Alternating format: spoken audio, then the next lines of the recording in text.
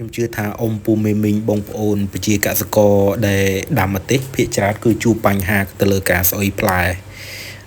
តើមូលហេតុអីបានជាម្ទេសរបស់យើងតែងតែគេហៅថាជំងឺអង់ត្នោសលើដំណាំម្ទេសថ្ងៃនេះខ្ញុំចង់ធ្វើបទបង្ហាញខ្លីមួយទាក់ទងទៅនឹងការ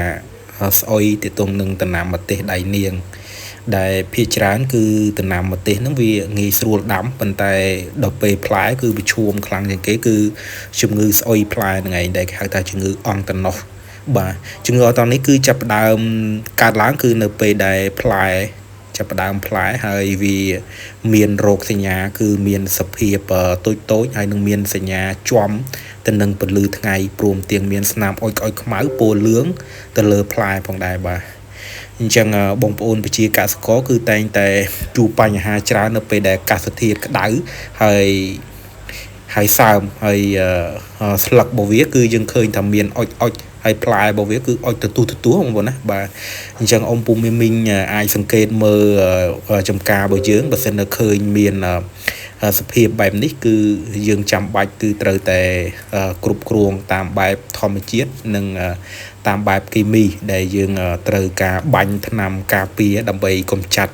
បើអញ្ចឹងទេគឺម្ទេសរបស់យើងគឺបេះអត់បានផ្លែទុំទេគឺភាគច្រើនគឺស្អុយបាទអញ្ចឹងអ្វីដែលយើងប្រើភាគច្រើនគឺយើងប្រើពពុះថ្នាំ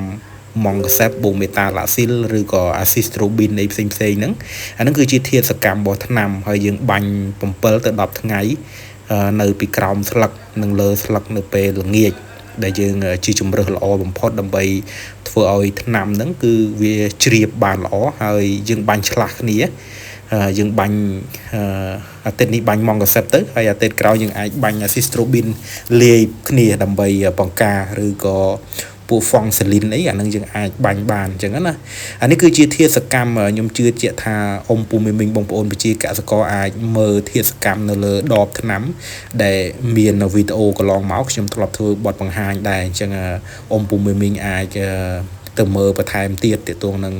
តើរបៀបមើលធាតុសកម្មថាម៉ង់កាសេបឬក៏មេតាឡាស៊ីលផ្សេងហ្នឹងយើងមើលត្រង់ណាដើម្បីធ្វើម៉េចគឺយើងទៅទិញថ្នាំពីដេប៉ូត្រូវវាត្រូវនឹង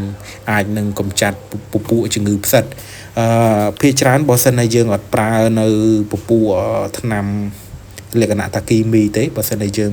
ធ្វើទៅលើចំការធំគឺពិបាកមែនទែនណាបាទឬយើងអាចបាញ់ពពួក copper ក៏បានដែរប៉ុន្តែពួក copper នេះវាអាច